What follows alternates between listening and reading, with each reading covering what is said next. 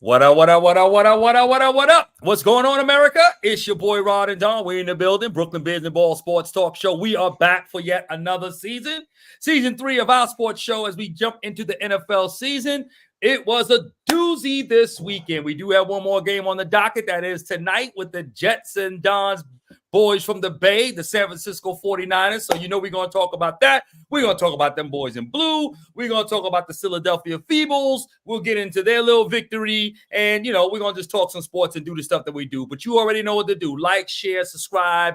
Go ahead and, be a part of what this is because you guys have really been a blessing to us. Y'all been holding us down. And, you know, we appreciate the numbers even on the last show we did, which we haven't done in so long. So we know we've been away for a little minute. We're trying to get back to a little bit of a rhythm here, you know, but we was not going to let another NFL. We weren't going to let an NFL season go by. Now, the NBA, we kind of cheated y'all a little bit, right, playoff time and all that stuff. We cheated y'all a little bit, but y'all know NFL is king. And we are back here, all right? And we're going to do a little better for the NBA season, I promise. Next fall, next spring and into the summer, we'll do a little bit better. But nevertheless, Big Don is in the house. What's up, D? Everybody's feeling good. Some fraudulent victories, and everybody's feeling good. Got pep in their step. SKRAPP doesn't even come to work anymore because they got that victory. His team wins. He feels like he doesn't have to show up for work. And you feeling super jovial about that win. And we're going to talk about that because, yes, the Cowboys do have a history of these big numbers, week one, gaudy. And we're going to talk about Dak's contract. Is he worth $60 million? Yeah, we'll talk about it. But you guys look good always in the beginning. And then just as it always happens, you falter at the end and definitely in the playoffs. Right? It's true. So I wasn't so a W is a W, right? Yes, but as we know, all W's are not created equal. But before we get into that, without further ado, man, let's get into the show because I'm ready to get into that all because you're hype, and I want to try to change that before the show is over.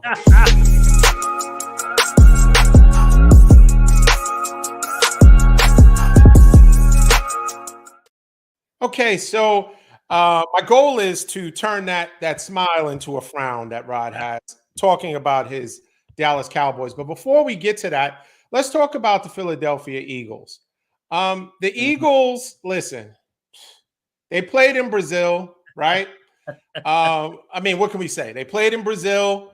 I actually had a friend of mine that was, I saw some pictures that he posted. He was actually at the game. He's a Niners fan. But he was in Brazil for the Eagles game. So shout out to Kenny. That's what's up. If he's watching, man. That's a good look, man. It's a good look. So hey, am I impressed? I'm gonna ask you the question. Okay. Jalen Hurts, were you impressed by what you saw? 3 turnovers. He still looks a little out of sort. Is he still injured? We're not injured, right? Because we can't use that as an excuse, right? He's not injured. No. But yet the ball security seems to be an issue. Now, let me tell you, Giants fans should be kicking themselves for letting Saquon Barkley go. He looks trust me, good. They are. He looks really good.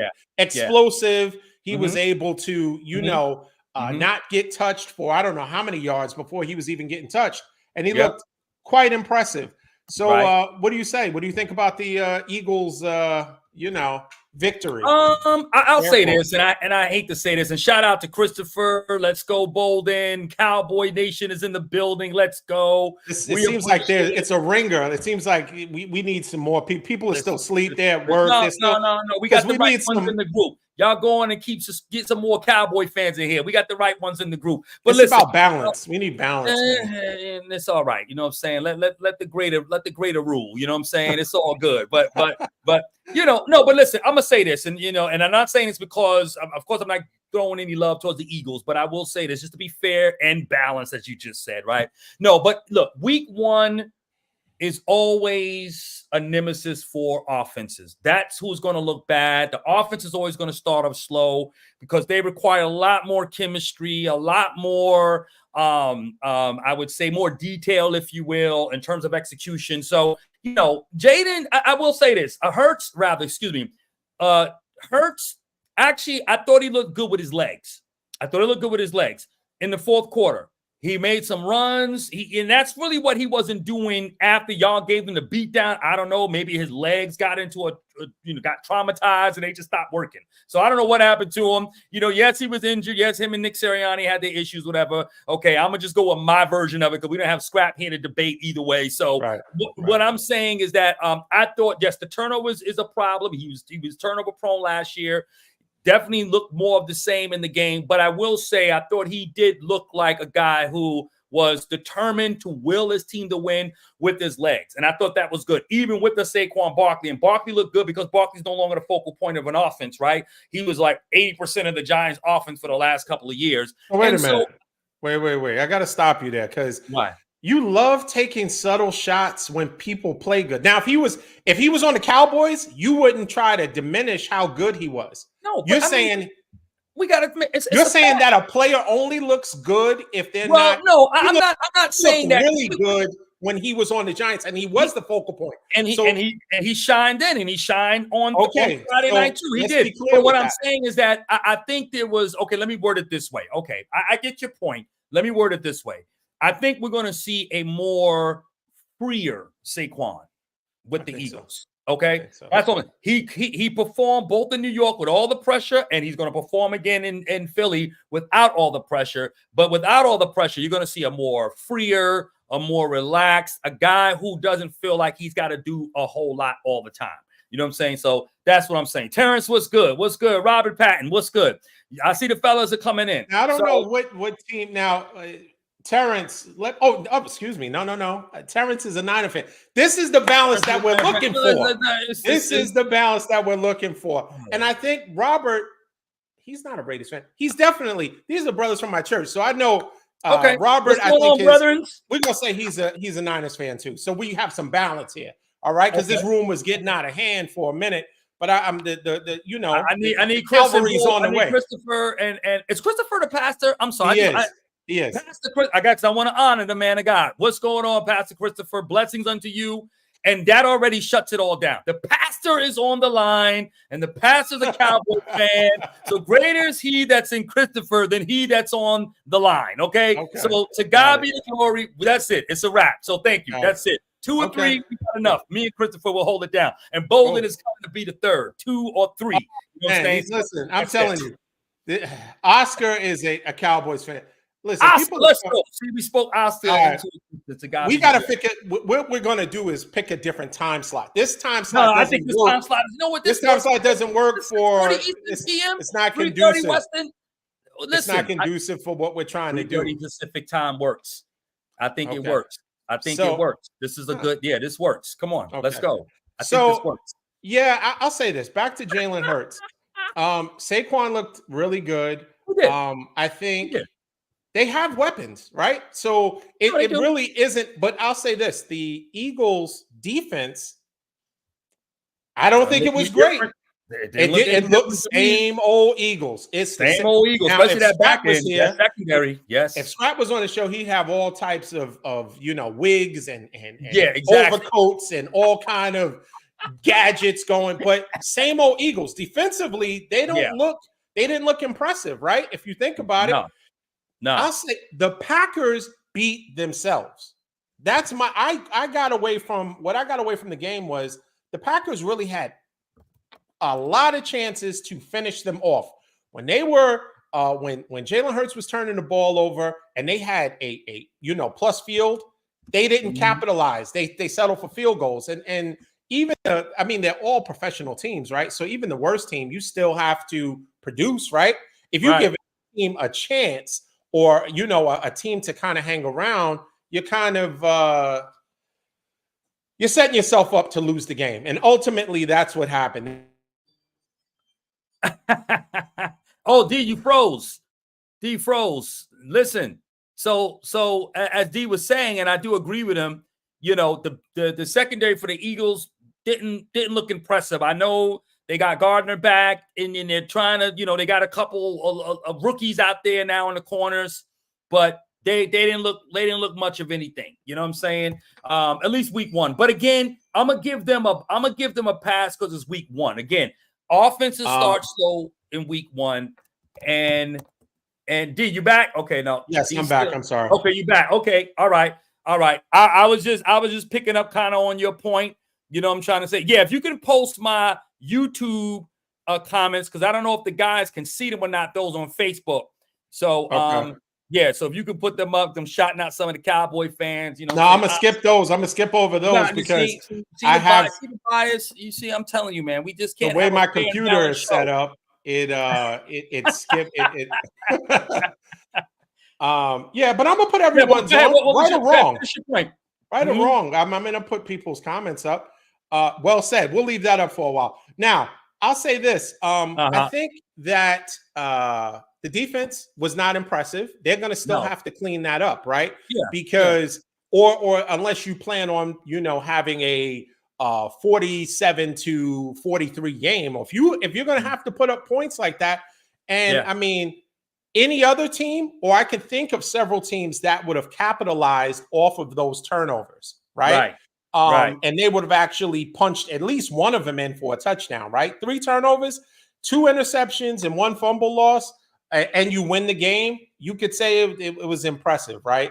But I wouldn't, Scrap would probably be more of a person pounding his chest off of that victory. Me, not so much. Yeah, of course. Well, Scrap said they're gonna go 15-2. So I mean, I don't know how much credibility we're gonna give Scrap this year, but nevertheless, it is what it is. But yeah, hey, they got a W. And Jordan Love is hurt, and Jordan Love is out a couple of weeks or whatever it might be. Yeah. I don't know. So that's a double loss. That's a double loss, right? Green Bay. Yeah.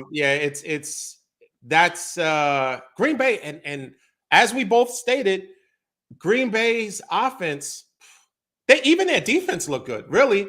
But their offense, super potent. Jordan Love looked like the truth. Got weapons, man. Those young receivers are good, and man. That receiving core is really, really good.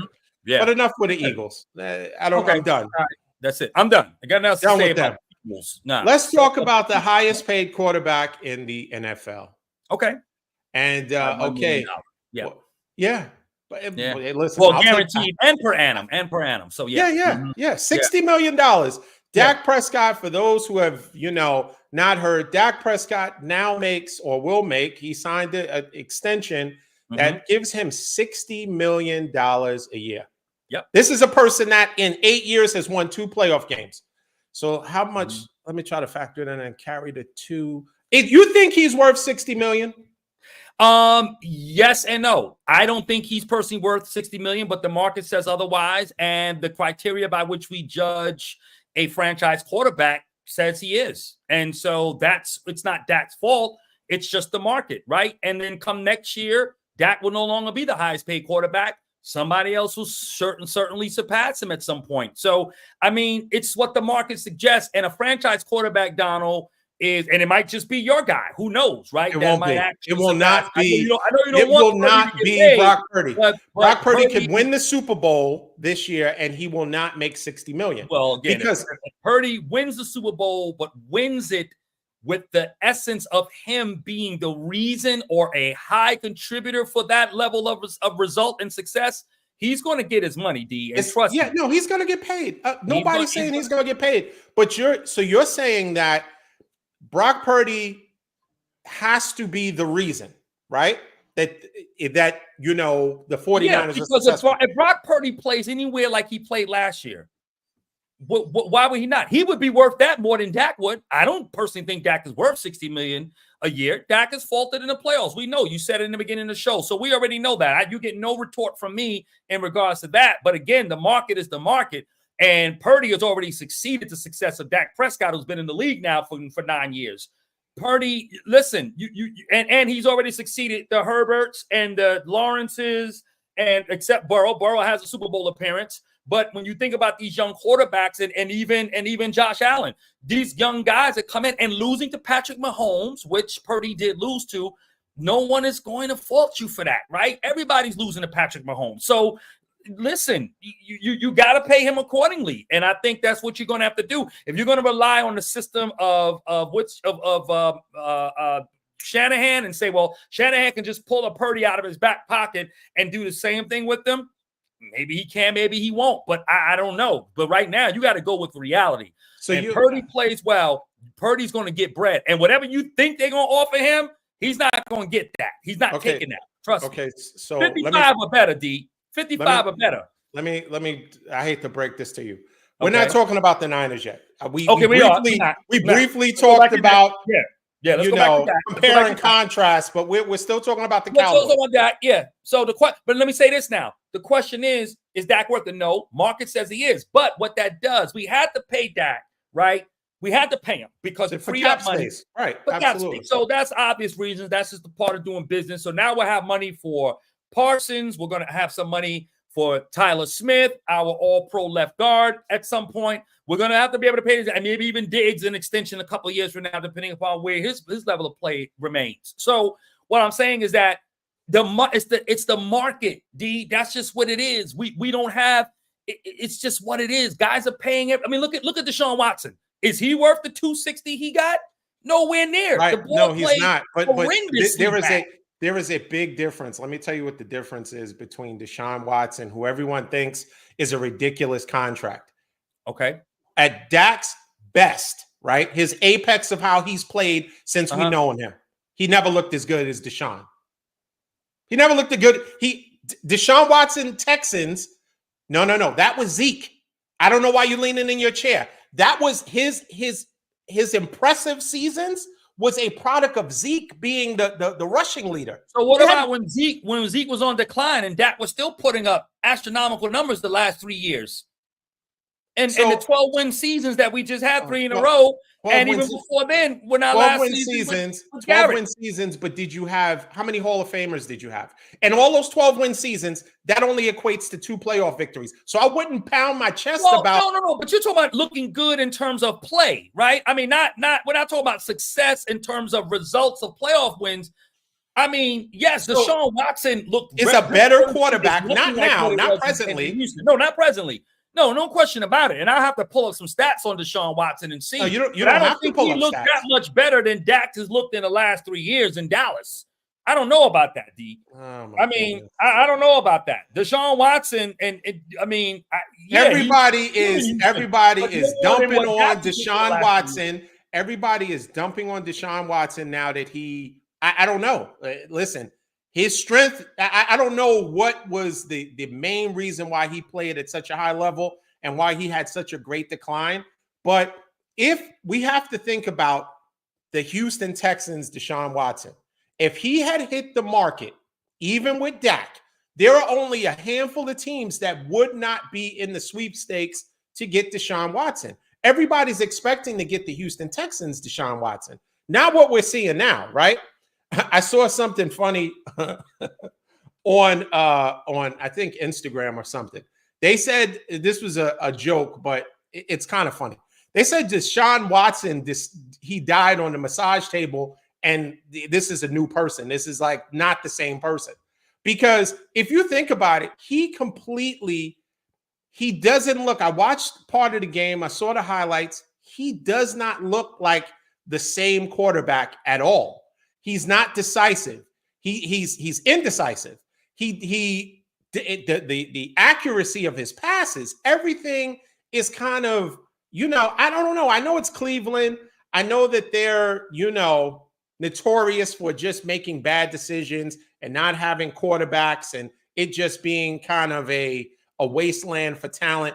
But you're expecting Deshaun Watson to be definitely a top 10 quarterback, right? Even edging into top 5. But he's terrible. He's terrible. He's been playing terrible. And I'll be honest, I didn't even realize how bad he really is. I mean, he's bad. And I'm going to say this. I'm going to just put this out there, then I'll get to the football stuff. But with Deshaun Watson, I'm going to just be on, and I know we got the church here today, so I'm a little more comfortable saying this today.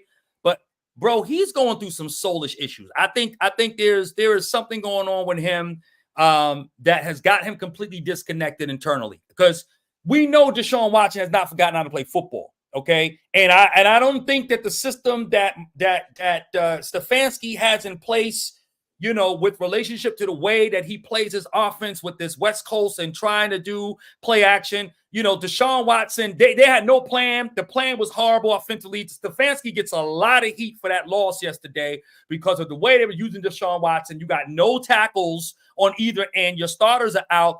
they should have called Deshaun Watson's number a little bit more to move the pocket and run. Do what Dak was doing. Do what McCarthy put in play, where we wasn't trying to hear. No way at all. Trying to hear Garrett coming in there, disrupting nothing. Nah, we moving away from you. Away from him, yep. We going away from you. We running the play opposite of where, and they tried to move him all around. Fine. We know it ain't like he hiding in the third row of the stands. He's gonna jump out on the field. We see where you lined up. We gonna audible out of that. We going the other way. It doesn't matter. It is Winston's time. It is Winston's time. I do believe it's Winston's time. It's time for Winston. I totally agree. I totally agree. But look, when you look at Deshaun Watson, I mean, his best year was in 2020, his last season in Houston. And he completed 63% of his passes. He threw for 4,800 yards that year, 33 touchdowns and 7 interceptions. So his rating was 112.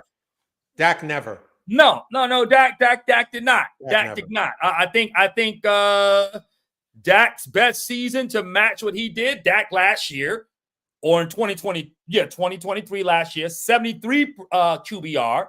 He had a 105 quarterback rating, but Dak did throw for 4,500 yards last year, 36 TDs and 9 interceptions. And so, I mean, that's very comparable to what Deshaun Watson did in his best season. So, and Dak has thrown over three times he's thrown over 4,000 yards. Deshaun Watson has thrown over 4,000 yards twice. And in 2018, he barely surpassed 4,000 yards. He had 4,100. So I'm saying it's not. Did anybody? All right. So since we're going down memory lane, did anybody miss part of the season, 5-6 games, and still led the league in interceptions? Since we're talking about those two quarterbacks, anybody that did that? There was a quarterback that missed 5 or 6 games, I think, to injury, only to come back and lead the league in interceptions. You know who that was? Yeah, that was Dak Prescott, who still had a 12-win season that year. And he did. So that means it's not about Dak, right? That's what it tells me. It means Dak's not that important. Remember all of the Dallas, you tell me this all the time. Dallas knows how to draft talent. Yeah, we do. He's a great guru, and he's able to Will McClay is the man, certainly. Yes. To pick talent, and that has a good system. Now, are you comparing them to the Texans, who historically every quarterback that goes to the Texans, there's some type of injury, or they just don't have now. The Texans now, the best team in Texas. Clear. Yeah. That's clear.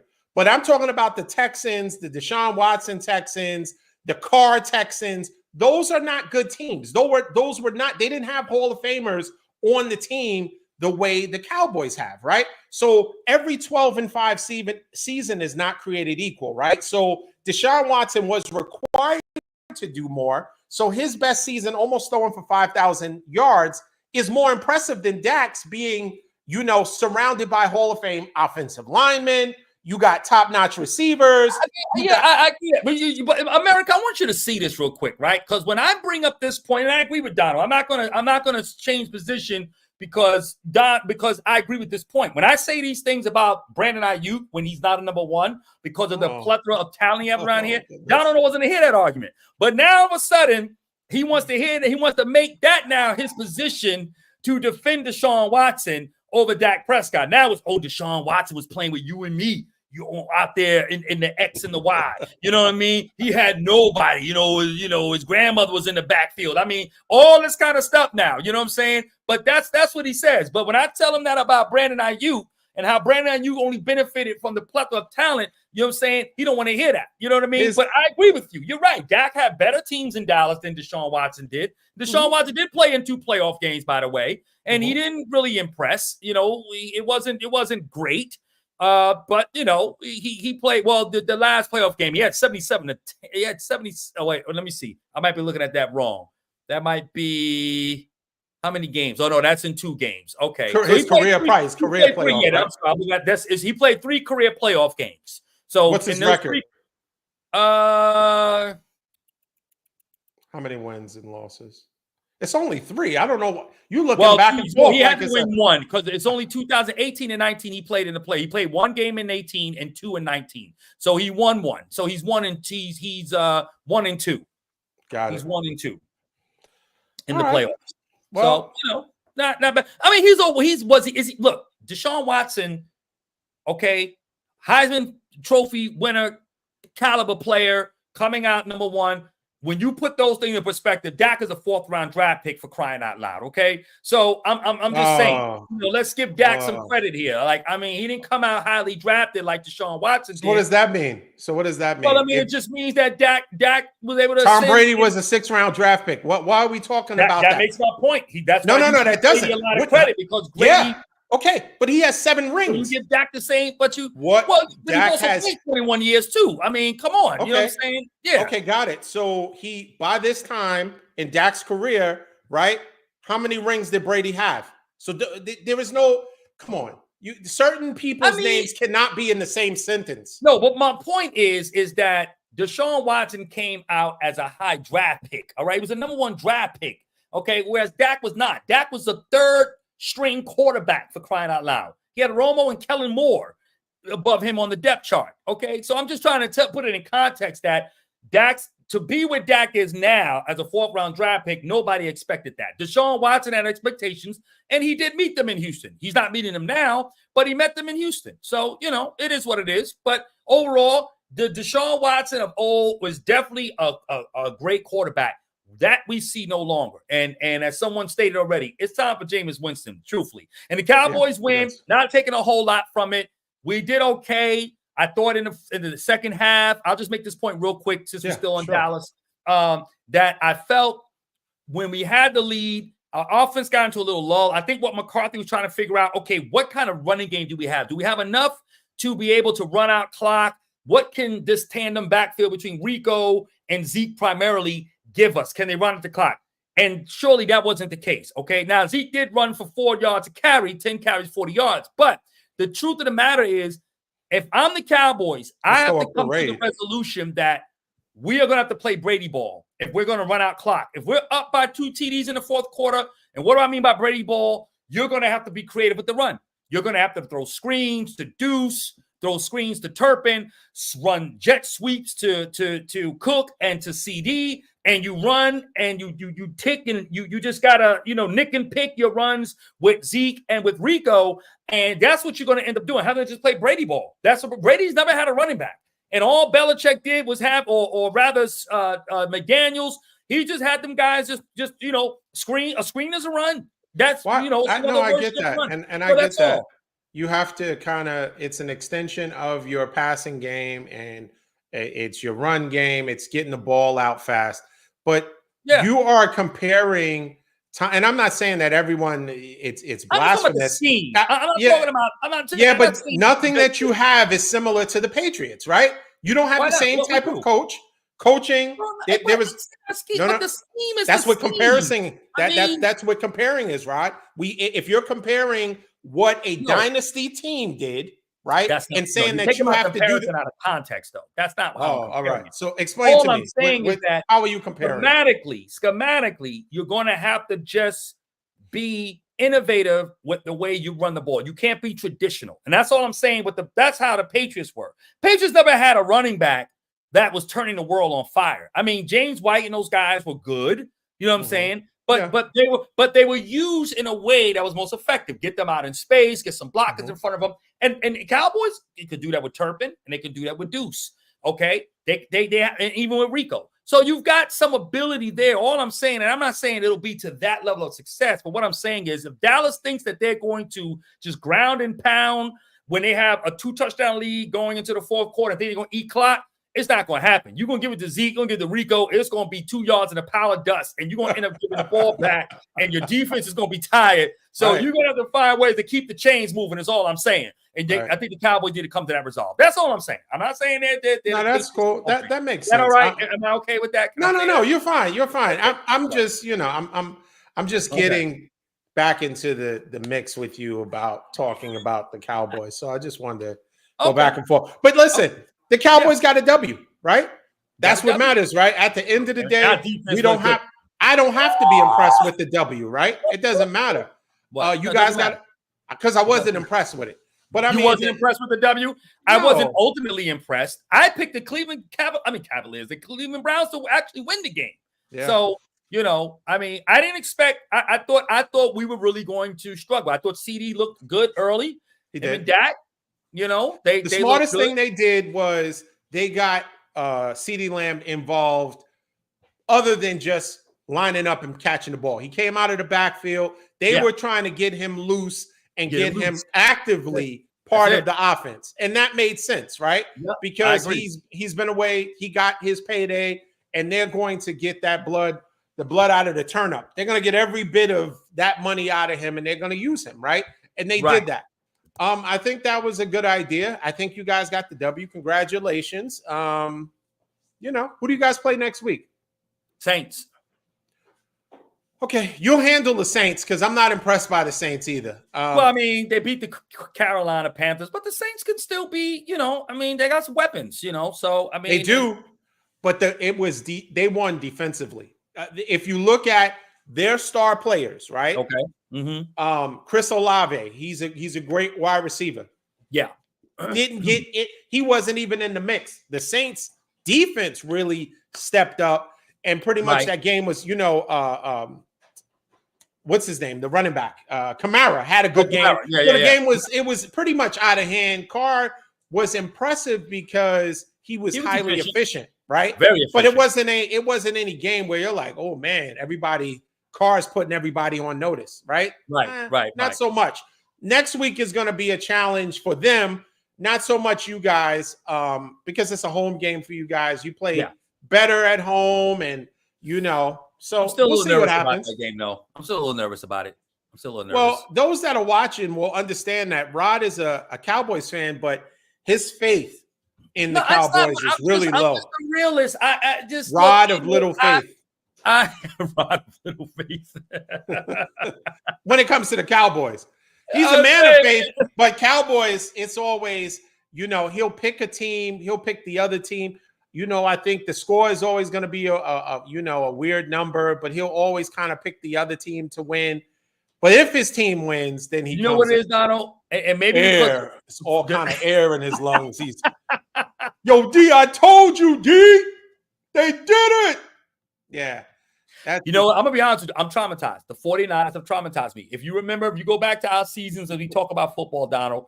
When I thought I said last year, I said, we just got to beat the Niners. We got to beat the Niners. And I felt so confident going into that game last year, right? Yeah. And they let me down. And I mean, in a big way. Now, going into the playoffs the year before when we lost in San Fran, right? That was a game that I thought Dallas was going to just get their socks beat, and they was going to get the brakes beat off them, right? And they actually played. Well, I mean, we only lost 19-12. It was a competitive game for all intents and purposes. So for Dallas, it's like against the 49ers, when I feel we're going to get demolished, we play competitive enough to win. And then when I feel when we can at least be competitive, then the game is over midway through the first quarter. So now that affects the way I see them play every game they play. So I ain't gonna lie, because I didn't think they would beat Cleveland. Honestly, I wasn't aware that Deshaun is really that bad, really. And I don't know. Real quick, I'll say this, and then you can take us where you want to go. Yeah, but the stats that they showed yesterday with the multitude of quarterbacks that Stefanski was using against the stat line of Deshaun Watson for the 8 games he's played, right, or the 12 games he's played rather. The numbers, Donald, were no different. Like Deshaun is not giving you anything. Even in the 8 wins that he had, they're not giving you it. So, I mean, you're better off with any quarterback for that matter. And I was really surprised to see that. I don't follow Cleveland like that to that level of detail. So, again, I was really shocked to see how bad of a football player he's been as a recent. And yesterday's game was – everyone was saying it. I just didn't believe it. But I saw it with my own eyes yesterday. So, but anyway. Terrence asked, do you think Carr looks better with New Orleans? I don't know if he looks better, right? He has a lot of weapons. Do I think he's fully maximizing the weapons? I mean, it's week 1, so we have to really, give a little grace as far as how he's going to look. But I think you guys will be fine, to be honest. I think the Cowboys are going to, they'll probably roll. Now, defensively, Cleveland has a really good defense, right? And, but they can only hold up for so long. When you offensively, when you're 3 and out, it could be, the best defense in the world. They're going to get tired. And then that's when the big plays are going to take place. So, Congratulations on that victory, but time will tell. I will say this though, real quick with Carr, looking at his stats last year. Okay. Mm-hmm. Now again, I don't know every dynamic of the games that they played where he didn't deliver in moments, because that's really where it counts. But his stat sheet from last year, he completed 68% of his passes. He threw for 3,800 yards, 25 TDs, 8 interceptions, and he did get sacked 31 times, which is quite. That means you hold the ball too long. That's what it means. Yeah, his QBR was 97. I mean, it's, you like to see the hundreds, if you will. And his QBR was 57. That's not necessarily great, I guess. But he didn't have a bad season. He played all 17 games, so he didn't have a bad year last year. I think stat wise, I think Carr's he reminds me of now a little lower than Dak. He's in that Dak category, but just a little bit lower. What does SKRAPP say? Did you see SKRAPP texting something? I see an text. Yeah, no problem. SKRAPP, it's okay, man. It's no problem. We all understand. good, SKRAPP. Your team won, and you feel like you don't have to show up, right? You feel like you're good. No, I'm just joking. We actually already talked about your team and how we weren't really impressed by that W, but you got a W, right? And so good news for you. The Giants are terrible, right? And Washington is, to be determined. So they're two-team race, right? Yeah, it's a two-team race. So good for you. Last but not least, let's talk about tonight's game. Monday Night Football. Aaron Rodgers coming back into the swing of things. He played 4 plays last year, and then he was looking down and getting thrown up onto a cart and rolled into. So there's a lot of expectations from the New York market, right? Mm-hmm. There was a lot of issues preseason. Whether he needed to go to preseason, did he have to build chemistry with his receivers, running backs, etc.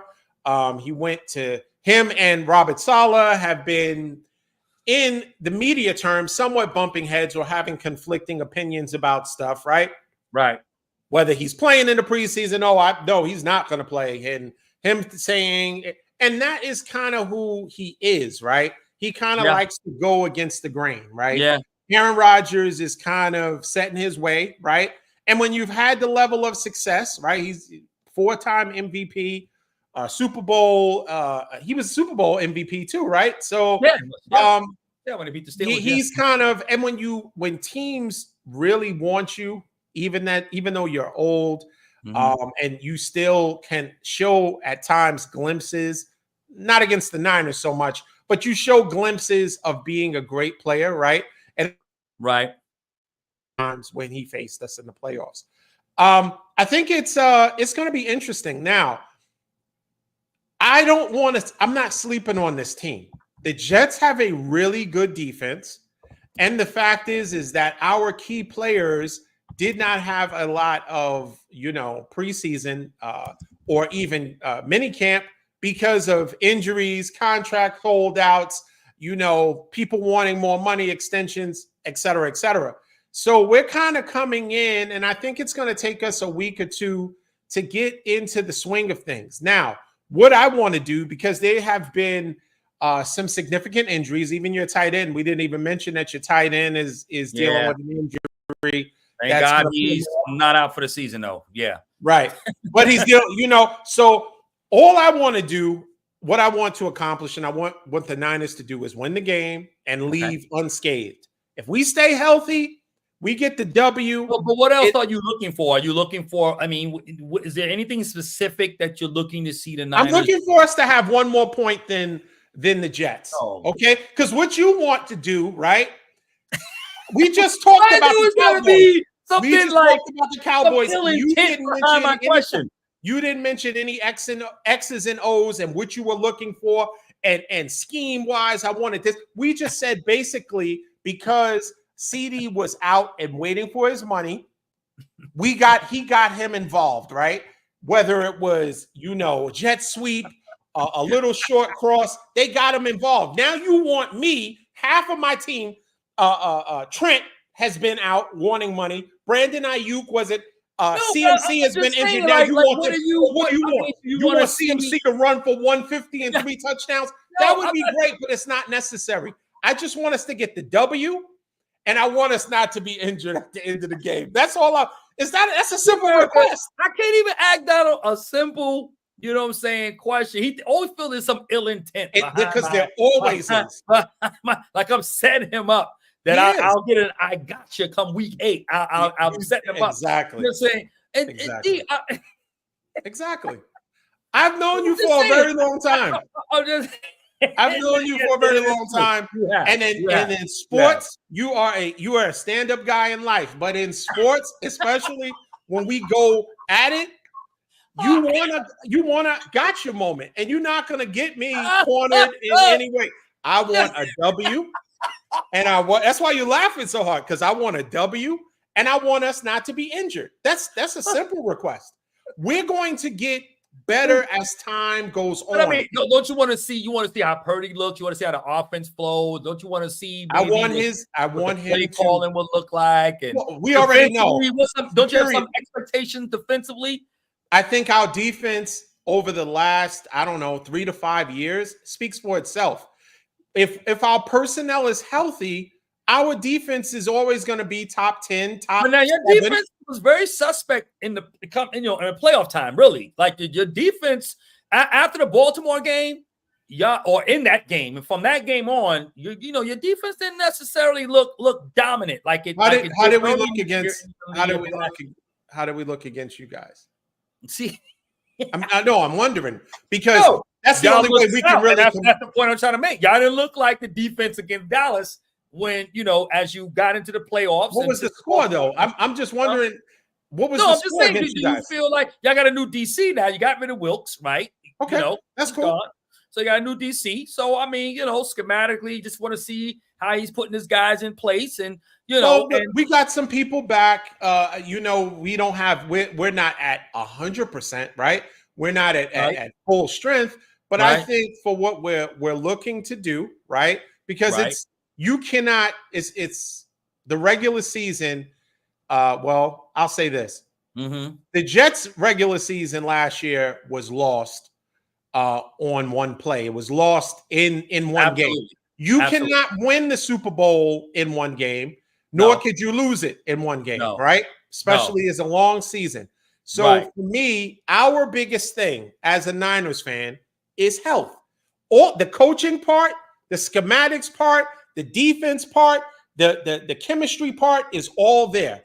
Health is all we need. And I think that's what they're going to be smart about, right? Because they said they're already going to put Ayuk on somewhat of a pitch count, right? He's not going to play fully, nor do we need him to, right? Smart, we don't need him to. Christian McCaffrey, if we're smart, we need to sprinkle in Jordan Mason. He doesn't need, 28 carries.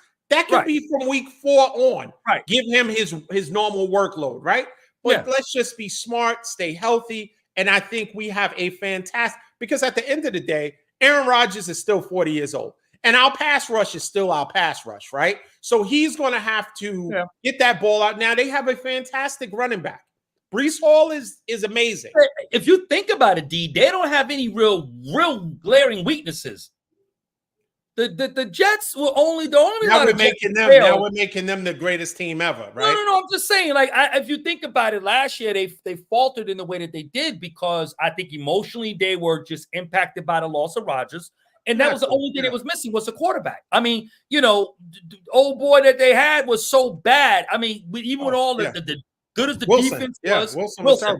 He was that bad. So I'm just saying, like, now that Rodgers is there, they got receivers. They got a running back you just mentioned, right? They got my old boy, Hall of Famer.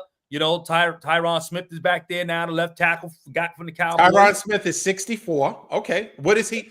He could very easily. He made the Pro Bowl last year. That's perfect. He can very easily end up on a cart. He could. He's old. Right?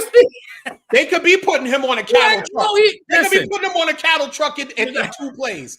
They could be one leg at a time, big man, and he could be getting put up on something. So I wouldn't be.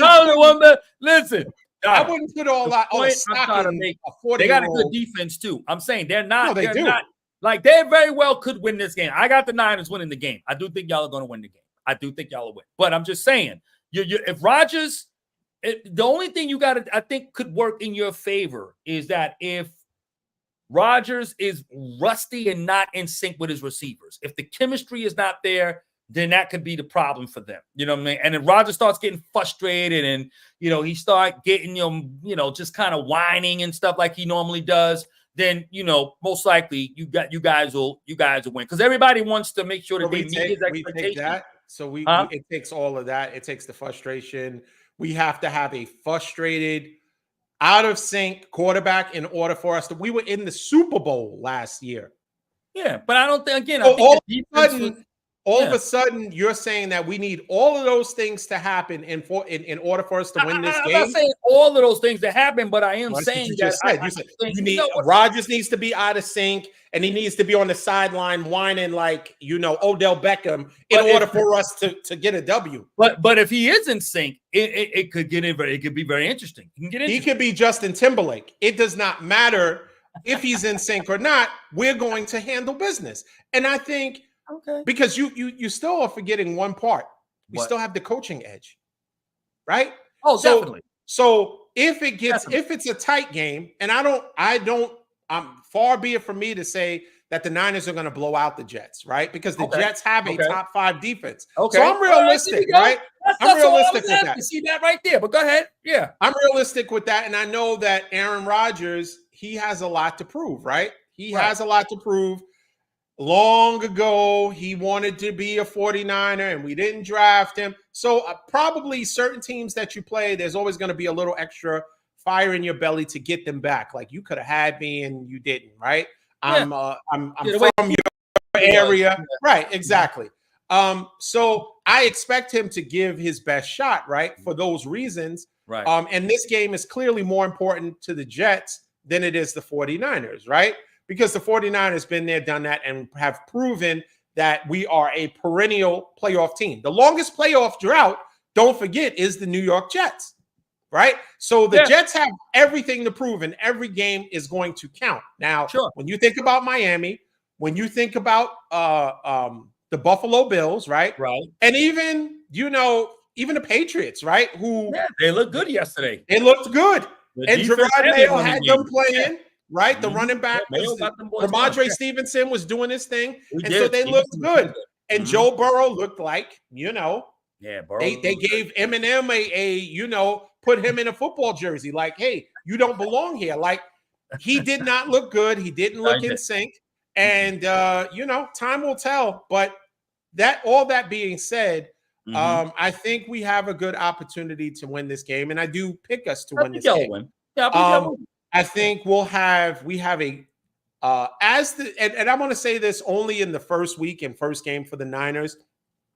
This season is going to be crystal clear. It's going to be crystallized why Brandon Ayuk is a number 1 receiver. It's going to show more than, hopefully you're convinced by it. It didn't take me any time to be convinced that he is a number 1 receiver and a number 1 type receiver. But time will tell. Time is going to tell. So time will tell. Yeah, we're gonna see. We're gonna see.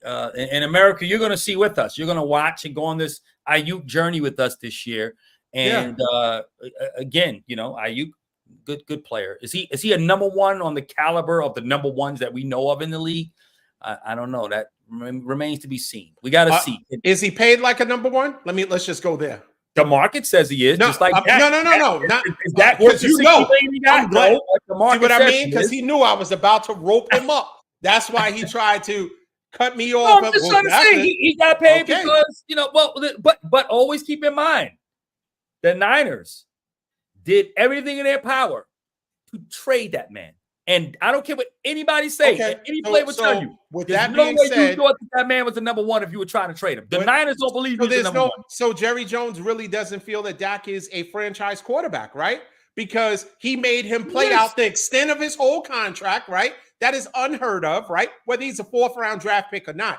He made him play it out, right? Right. And he had to wind up overpaying him. And this is the second time that he's ultimately overpaying Dak, because I heard some different people saying on TV today, had they done this 3 or 4 months ago, maybe they could have saved $5 million a year on Dak Prescott. Yeah, they could have, but again, and it's really hard to put a thumb on it per se with Jerry, because we know Jerry just loves the ostentatious attention he gets with negotiations. So, and that's why he waited till exactly. It was all about headlines. It was all about stealing everything, and that's what Jerry does. He's a businessman. That's what he does. But what I'm saying is that whether he believed Dak is the guy to get him to the promised land, if you will, he still had no choice. You know what I'm saying? He really had no choice. He had to pay Dak, because at least with Dak, you're going to get 12 wins, right? You're going to have at least a chance in the regular season. You get in the playoffs, Dak will do what he does. Hopefully he doesn't, but he'll do what he does.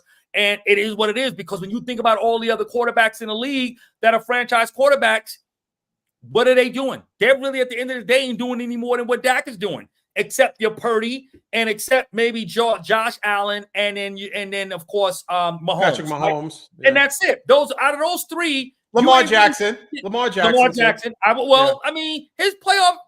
I mean, he did his thing last year. Whoa. What I'm saying is regular season, because when there is a, and this is why we talk about top tier quarterbacks, right? When we talk regular season, Dak is in the conversation for a top 10 quarterback. Absolutely. When we talk postseason, when there is games on Saturday, Dak falls out of the top 10. No, he does. He does. And that's my point. So you only got but really 3 guys that stand out in the postseason. And to me, that's Mahomes, Purdy, and Allen. That's it. Everybody else falls away to the wayside. Now, Burrow, yes, he did get into a Super Bowl a couple of years ago. But Goff played all right in the playoffs. I have to agree. Yeah, Goff. And Jordan Love, he played good in the playoffs last year, didn't he? And even Stafford for a degree. Yeah. But yeah, Goff, I'll give you. But what I'm saying is, right, when you look at still the franchise quarterback guys, right? Really, the only true level franchise quarterback from the days when we were watching sports as kids, when you look at Montana and Aikman and Young, you know what I'm saying? You look at these guys, or even going back into the 70s with Bradshaw and Starback, these guys, and even Frank Tarkenton, who went to 4 Super Bowls and lost, but still, right? That's what a franchise quarterback was. These were guys that were consistently in and out, going deep into the playoffs. We don't see that now. These guys aren't really. These guys couldn't hold a candle to the guy. Brady too is a franchise quarterback. Brady definitely. There's a lot in his era, like Brady, of course, Peyton Manning, Peyton Manning, definitely Peyton Manning, and Phillip Rivers, for that matter, right? Yeah, Rivers couldn't get over the top, but Rivers was in an AFC Championship game, and Rivers is good. No, Rivers is a Hall of Famer, no doubt. I agree. Anybody that gets past what your quarterback does, you can't twist your mouth about. But I mean, I'm just saying, you're like, yeah, he got to an AFC champ, but Dak only has 2 playoff victories in 8 years. But when you look at the Phillip Rivers is a Hall of Fame quarterback. Now, is he in the pantheons of greats? No, like Manning. Oh, absolutely not. Brady. No, he's not, right? So what I'm saying is, and maybe my standard is a little high for a franchise quarterback, when you look at that, it's been dumbed down a great deal. It's not. That's why I say Purdy's going to get paid. When I look at Ayuk is a good receiver. Don't get me wrong. I'm not here to contest his ability. I'm not here to say he's trash. Far from it. A very good receiver. Very good receiver. I would definitely put him in the top 10 receivers in the league, right? But is he a true number one? Like, is Dak a true franchise quarterback? I don't know. I don't think so. Not when you you're blaming other true. You are blaming or holding it against Brandon Ayuk, what team he's on. That's not fair. Why not? If you look at his numbers, let you tell it. Right. The 4th option, his numbers are extremely impressive. Because he's getting opportunity. Is there another 4th option? Tell me another 4th option. What he's like? Or a second option that's numbers are as impressive. A 4th option? I have to do some research on that. Maybe I'll have that you ready for won't. the next show. Yeah, you I'll do, find it. because I'll find it. it will take a lifetime for you But to you get got a that lot of, because you got the information. Rams got fourth options with all the plethora of weapons that they have. That's good as Brandon Ayuk. I'm going to even let you go to a number 2 option. That's as good as Brandon Ayuk. Numbers wise, say T. Higgins. You're wrong. So you don't think Devontae Smith is you don't think Devontae Smith could be better than Ayuk as a number 2? No, definitely not. No. Mm. Devontae Smith, I think, me personally, he's very fast. He has good hands. Too slight, too skinny to be as good as Brandon Ayuk. It is slight. He's not a big guy. CeeDee's very thin. CeeDee Lamb. No, I mean, he's not a number 2, but I'm saying, what does his build got to do with anything? You got to be able to take some hits, right? Yeah, but I'm saying, but Devontae Smith could easily go to another team and be a number 1. You don't think? I don't think he could go somewhere and be a number 1. I don't think. But Devontae could, right? I think Devontae could. I think he could. Yeah. That's just hate. Man. I think he could. That's hate. That's not hate. That's hate. I mean, now listen again, because I think Ayuk is a dude that's going to get down the field, down the scene. That's why he led the league in yards per catch, because again of how they use them down the field. And again, when you are a decoy, you know who he is. Honestly, he's the NBA version of. He's Jordan Poole. He's Jordan Poole. Ayuk. I'm gonna tell you why. Jordan Poole got the bag because of what? Opportunities. Because he was able to hit open shots because he had the opportunities. You got Clay and Steph on either side. They're drawing all the attention. That is the most foolish statement I've heard. Matter of fact, let me go to something that would actually. Okay, I got it. This is the first one of this season. You hear that, nutso? The boy here says he owes me. He owes me. That is the nutso take, the first nutso take of this season. That is that if Tom Brady didn't get, if Drew Bledsoe doesn't get injured and Tom Brady doesn't get an opportunity, because Tom Brady got that opportunity, they weren't on the field at the same time, playing the same position. What I'm saying is that Ayuk does not get the attention that CMC, Debo, and Kittle's receive. So he was able to do well on his opportunities. That's the same thing Jordan Poole did. Now look at Jordan Poole. Can Jordan Poole lead anybody anywhere? Jordan Poole is not that good because you know why? He ain't got Steph. He ain't got Clay. I can't believe you compared him to Jordan Poole. He's a Jordan Poole. Jordan Poole has maturity issues. That's the first thing. He got his. The real reason is the Golden State Warriors, and we're not talking NBA, but since you brought it up, the Golden State Warriors were reluctant to break up that core of players, right? In Steph, Draymond and Clay, right? And so somebody that they didn't mind, especially with the conflict and him getting punched in the face and that being leaked and all of that, it just created a rift within the group. And so smart and logical thinking would be like, okay, we won before this person, right? And so, yes, we needed him at the time because we were dealing with injuries and he made the most of it.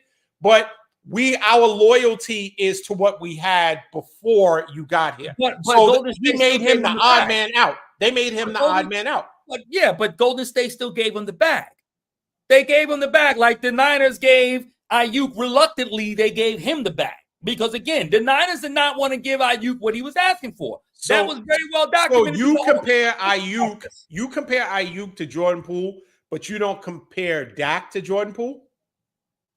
No, why would I compare? Because you're replacing a player. I'm talking about being on the same field or court with other stars, how you benefit from playing with other guys because you don't get that level of attention. Nobody was scheming to stop Brandon Ayuk when you played the 49ers.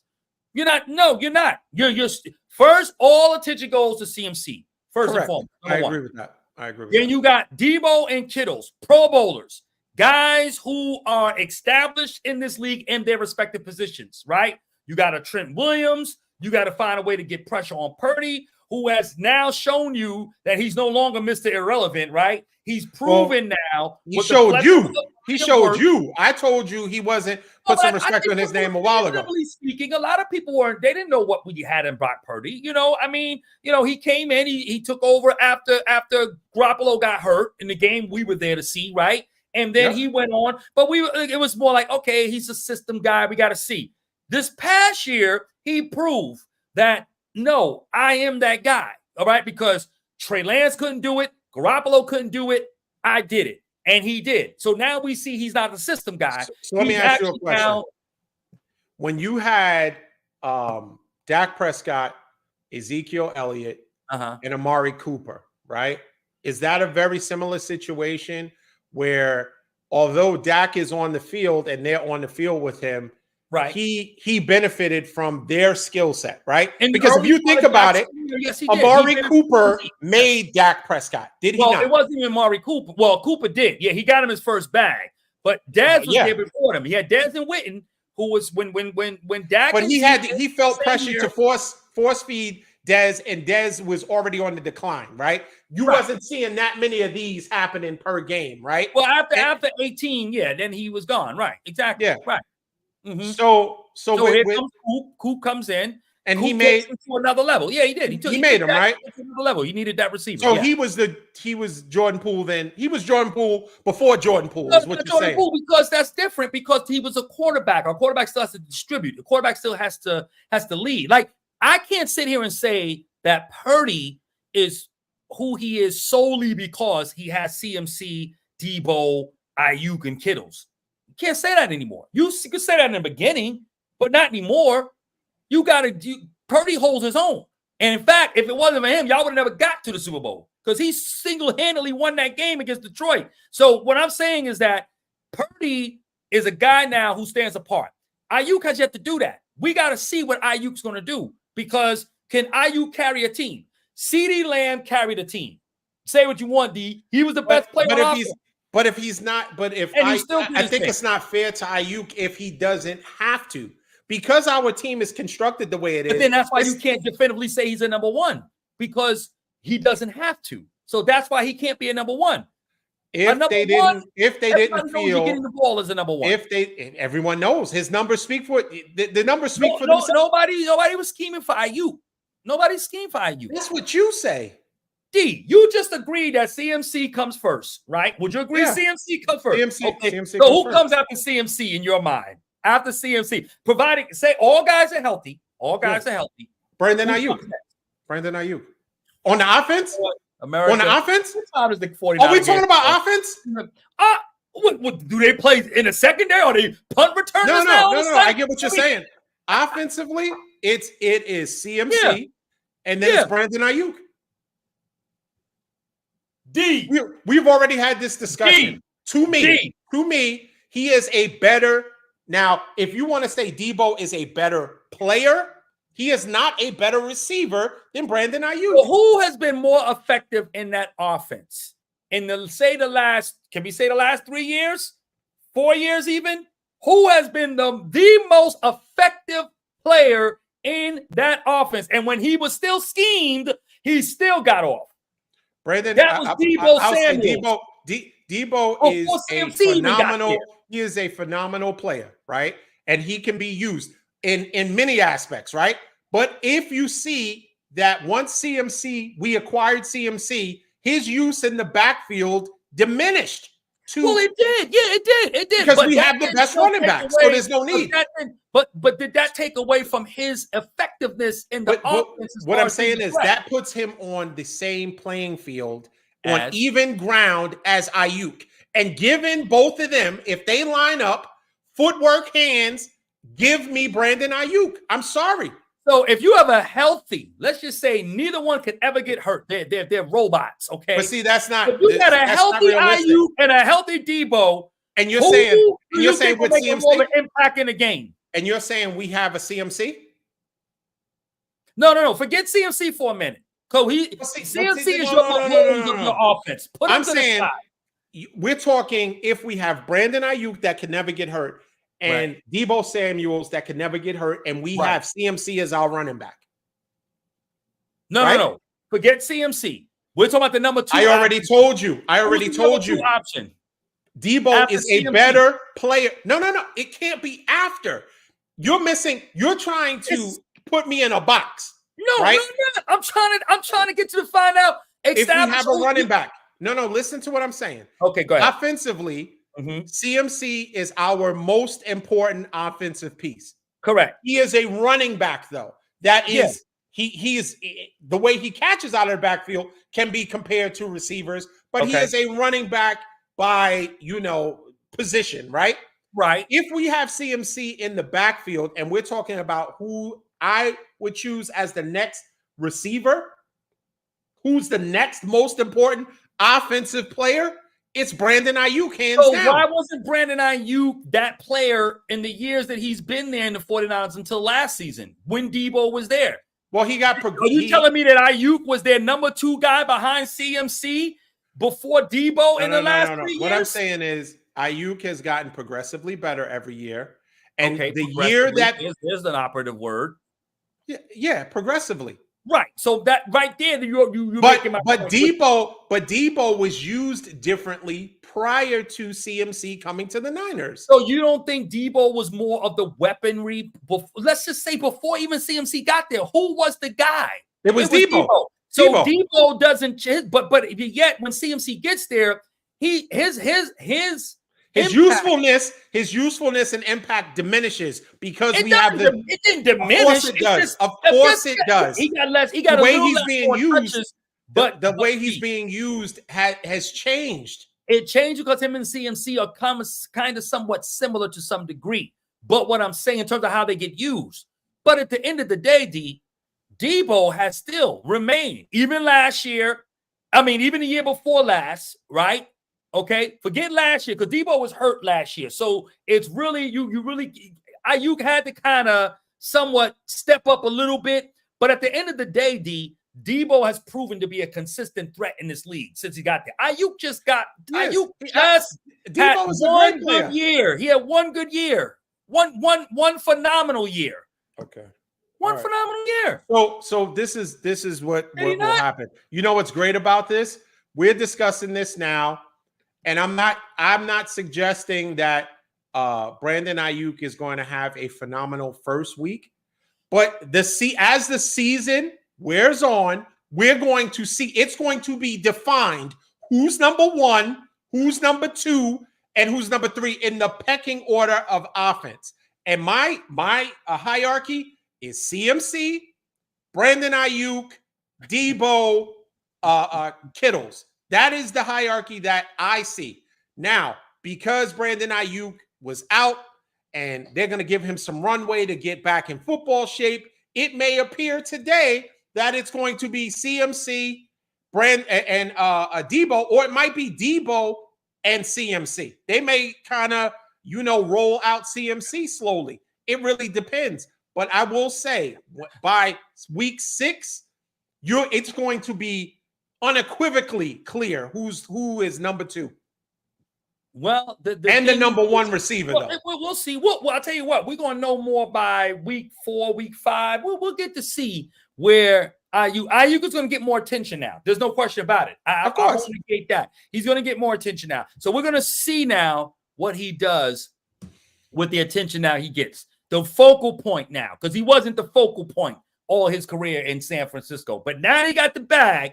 He's paid like a top 5 receiver in the league. Then we're gonna see now. We're gonna see what he does. Okay, we're gonna see. And I promise you, I'm not gonna give you any eyeballs tonight if Ayuk don't come through because I don't expect him to really. Well, they already said he's on. He's gonna play, but he's gonna be on the pitch count. I'm not like I said. Give him another week or so. I explained to what I think the hierarchy is going to be. It's going to be based on people who are in the most or in the best football shape, who have been there for training camp, been there for preseason. I think they're going to highlight them more. I think it's not. So how many targets you think he's going to get tonight? Brandon Ayuk? Yeah. I would say 5 targets. 5 targets you think he'll get? Yeah. Okay. Maybe 5. Okay. Now, I think I wouldn't be surprised if they put Debo, they give Debo some jet sweeps to take off the pressure from CMC. Now, you know, CD got 10 targets yesterday, right? He's the number one. He got 10 targets. Okay. I'm just saying. Let me see how many targets AJ Brown got in his game. Okay. You know how many targets AJ Brown got in his game? He also got 10 targets. He also got 10 targets. How many did he catch? How many did they catch? It's they, not about actually they both caught 5 catches. They had 5. Okay. So let me ask you a question. If you get 10 targets and you catch 5, and you get 5 targets and catch 5, which is better? No, that's not the point. The point is no. What is the point? It is the point. We're not talking about the percentage of catches. We're talking about if you get a target, that means that they're looking to get you the ball. Oh my goodness! So if you're number one, so that's a Jerry Jones. That's Jerry Jones logic. You get the ball. That's Jerry Jones logic. 5 targets. I'd say he held out. That is CD held out. So what that mean? CD he's the only game in town. Huh? Did he score a touchdown? Who? CD? No, he did not. Okay. Brandon Cooks scored, right? Yeah, he scored. Yeah. Okay. Brandon Cooks scored a touchdown. So what they did is they peppered CD Lamb, right? Because he's the only game in town, right? Yet he didn't score. So Brandon Ayuk is what? He's definitely not the only game in town, and so you're making my point. I'm not making your point. I'm not making your point. Of other guys that's going to get the ball just the same. So, but if he's the number one, like you say, he should get 10 targets at least. Tonight, he should get 10 targets. Oh my God! All right. Why can't he get 10 targets? Right. CeeDee Lamb held out. Right. CeeDee Lamb didn't play. He wasn't in no. He just got signed last week. Right.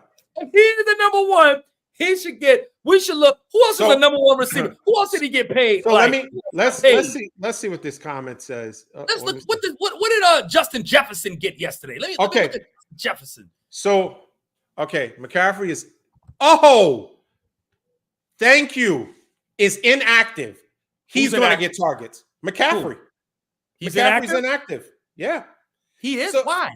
So he's dealing with an Achilles. I didn't know. I didn't know he was hurt. I didn't know. Nobody even played yet. He already hurt. Golly. See? How was he hurt with an Achilles? What did he get hurt with in practice? Dang, son. Yeah. Jefferson got 6 targets yesterday. So he's not a number one? He's a number one. You know he's a number one. Okay, so I'm just wondering. Okay. So it does. So Elder Patterson, because this is a elder. Okay, Elder Patterson, bless you, sir. Just see if this makes sense. If you get 10 targets and catch 5, is that better than getting 5 targets and catching 5? But that wasn't the argument. Jerry Jones' logic would tell you everything's big in Texas. We don't matter. Just get 50 targets. We agree with Jerry Jones' and catch 6. That wasn't. That's ridiculous. It's a ridiculous concept. Attempts indicate that somebody has to get the ball. That's what attempts. So that means that you are scheming to get a guy or you believe it could be a deficient win based on that one target. Or it could be a deficient quarterback that has tunnel vision on one player that can't distribute the ball. What quarterback is going to be deficient on that field tonight? Purdy's not a deficient quarterback. So that's why he's going to spread the ball. You're exactly right. I'm suggesting Dak is deficient. That he has tunnel vision for one player and one player only. It's just that because CD is a number one. That's when you get your best player the ball. That's what everybody does. Why did he not get all these targets during the playoff game against Green Bay? When he was on the sideline and he had to throw his hair up, where were all those 10 targets then? Based off of your logic. Yeah, but no. What I'm saying is that no, he got targeted in that game. CD got targeted in the second half. He was shut out in the first half. He got one target in the first half. That was a bad game, no question about it. I'm not gonna lie. Would you rather have a short-handed receiver? But did that take away from CD being a number one?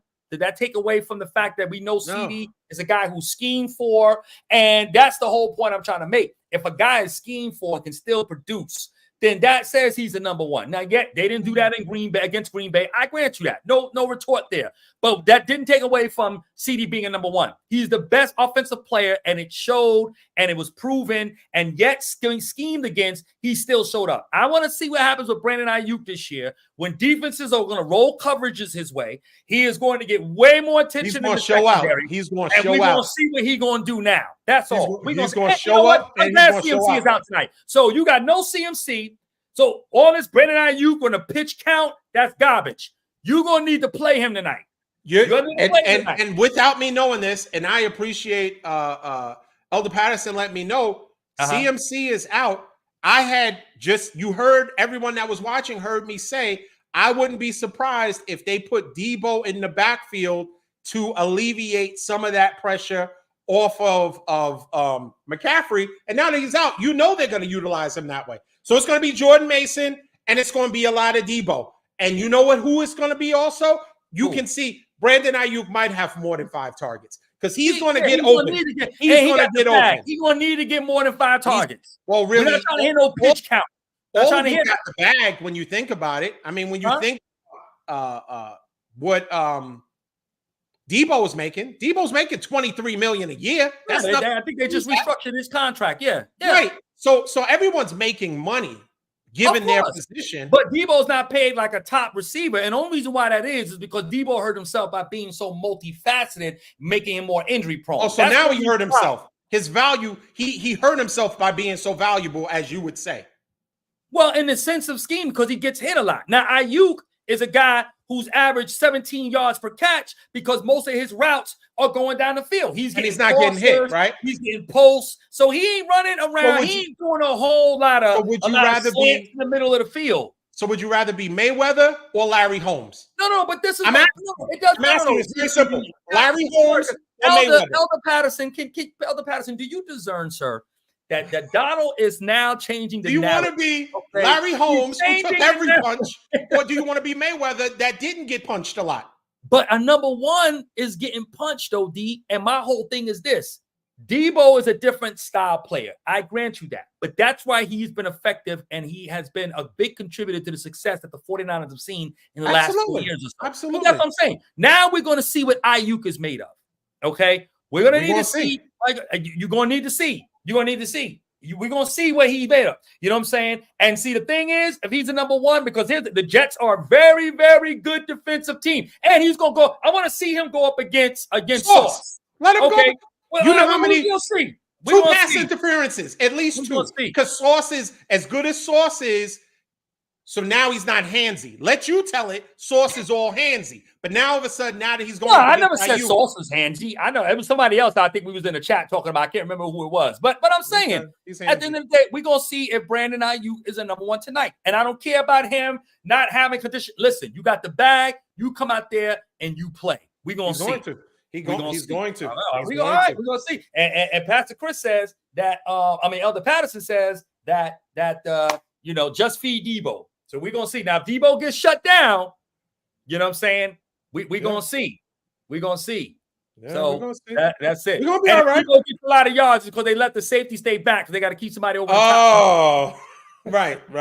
You gotta get somebody to watch IU. So the box might not be crowded tonight. You know what I'm saying? Okay. We're gonna see. Or they're gonna say we're gonna see if he's really that. We're gonna load the box and we're gonna just stop Ayuk and we're gonna let Sauce go one-on-one with our guy because we got the better corner and he can take Ayuk. We ain't got to get no safety over the top. And we're gonna see if he can beat one-on-one coverage, one of the best corners in the league. And we'll just see we'll see what Ayuk got.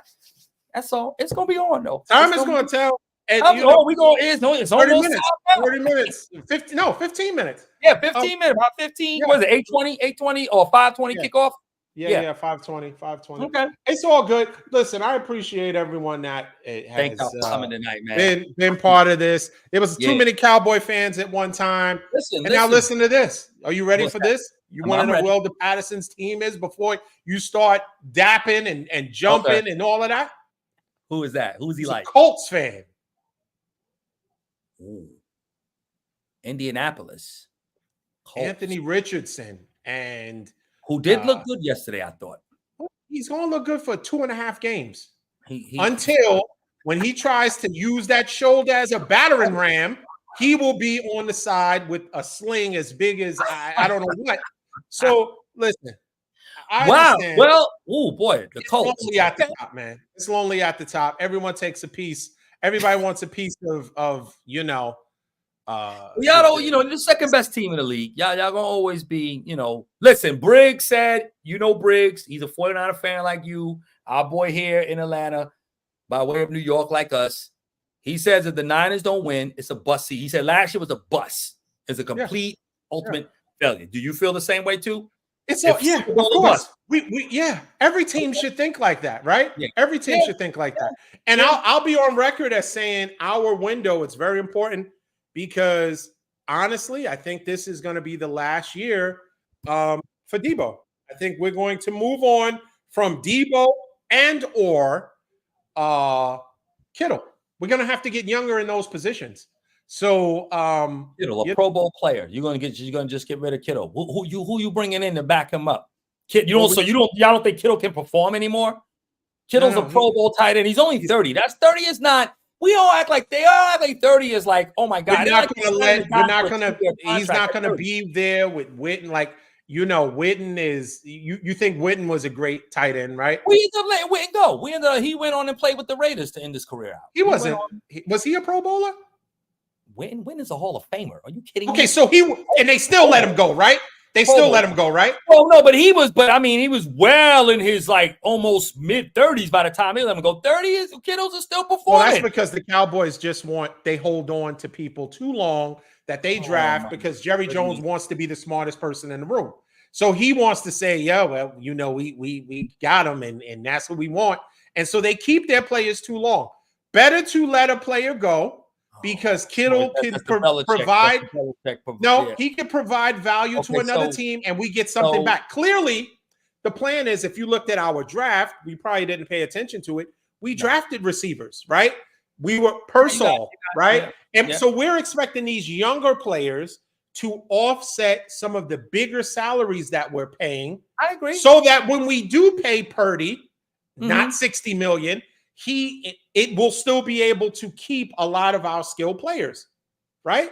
That's being smart and thinking futuristically, not being short-sighted. I'm not knocking the futuristic plans, but Kittle got 1,000 yards last season, and he played really, really well. Still one of the top, I would say, maybe anywhere between 5 to 10 tight ends in the league. Yeah, he's definitely. He's definitely top 5 to 10 from him, but he's still very much a threat. Kittles is a really good player. I mean, I don't think y'all should move on anytime soon. Debo, I could see y'all moving only because, again, the way he played. That's why you restructured his contract to make it more tradable, if anything. Maybe that's why they did that. So, but also to create some cap space. He created some cap space because they did that to restructure Trent's. That was the reason. That's immediate reason to happen. It was so they could get Trent that extra money. So it all makes sense, and that's what great organizations. That's how they're run. They think ahead of time. They don't wait till the last second. They don't wait till the last minute to make an announcement to create a splash. Still has not amounted to a Super Bowl win since 1994 for y'all. You do know y'all have been without a Super Bowl longer than the Cowboys, right? You're right. So I'm just saying. I mean, you've been there, but I mean, right. I'll say this even as we close. It is better to have loved and lost than not to have loved at all. Yeah. I'm not as witty as you, so I have to figure something out to retort that later. I'll come back with something. I'm just not as witty as you are. I can't think of anything right now. No, you're a wordsmith, so certainly when you come back, it'll be wordsmith is not as good as witty. You're way more witty than me. You know what I'm saying? So I can't think of something right now. You know what I mean? But I'll come back with something. But nevertheless, I'm in for a good game tonight, though. It's going to be a good game. Two good defenses. Not having CMC. Now, let me tell you. And I know he was not playing. Wow, that's crazy. Yeah, because he's been dealing with injury. He hadn't been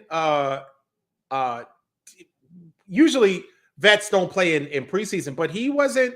I think he's been hurt since early August, like August 5th or 6th. He's had this Achilles and calf injury. Yeah, Wow. he's So been dealing was with he it. always going to be out? Is he out the next couple of weeks? I mean, what's the? Or is he? They didn't put him on IR, so it was Oh yeah, something he's that on maybe IR, yes. maybe he's week to week, right? Maybe Yeah. it'll be something that he's week to week. Maybe it was thinking again. Remember, we talked about it last year. We need you in February, CMC. So I'm cool with them and the other thing lets you know that this win or loss won't impact the Niners in the grand scheme. Because when you feel like right, when you and regardless, wins or loss, all wins matter, right? Well, they Because all matter, but I mean, if it gets Yeah. sticky towards the end, this could, I don't know if this would make a break because, obviously it's division first, then conference, and then the Right. rest of the league. So, Yeah. but because I think if y'all were playing the Rams, say tonight, or Seattle, maybe he plays because that's a division game. And let me tell you this. I think Jordan Mason is a very formidable replacement. He's young. I think once again we're gonna get a good dose of Debo. We're gonna get some Jordan Mason, and I think Brandon Ayuk and Juwan Jennings and all of them are going to be in the mix. Cowing is going to be a lot of different players in the mix. And how about this? I'm going to say this, and we could end. How about Persol got shot in the chest, and he said, "I'll be ready to go week 5." He was trying to play tonight. Wow. He said, "Yo," he was telling. Now this is Shanahan, whether it was hyperbole or not, but Shanahan was like, he was saying, "Yo, I think I can play," because he understands his window to show improve if he can be the Debo type replacement or opposite Brandon Ayuk is now. His window is now to prove, because if you look at the last drafts, great receivers. Look at this draft. A lot of great receivers coming out. So it's not a issue where there's not going to be really good receivers. So just like I think he's going to be okay. I think the pressure of these guys, of course, obviously, if they miss a window, they get nervous, right? Because this is their livelihood, right? You know, all of a sudden, Juwan Jennings gets 13 catches tonight for 150 yards out of nowhere. Now, all of a sudden, he's sliding into being the number 3 or 2 or whatever you want to call him now. Right. And that's the scary thing for Persol. And that's what you're always afraid of. That next guy up actually then gets his opportunity. Now he usurps him. But I think he'll be fine. He don't need to rush. But I think that's just the pressure of wanting to perform, like to your point, what you just said. But I think he'll be good. Yeah, he don't need to rush back. But that's commendable. I think, I'm looking forward to seeing the kid play. Yeah, I'm looking forward to that. Yeah, it's going to be good, man. But once again, appreciate everyone joining us tonight. Yes. Once again, please like, share, subscribe to our Facebook, YouTube page. Yes. If you have any questions, anything you want to discuss, please leave it in the comments, and we'll try to cover it on the next show. Rod, it was a fantastic show. Scrap, sorry you couldn't make it, but we understand. We talked about your defense, Scrap. We talked about your team still being suspect, and it's going to remain that way. But until next time, everyone, thanks for joining us. Peace.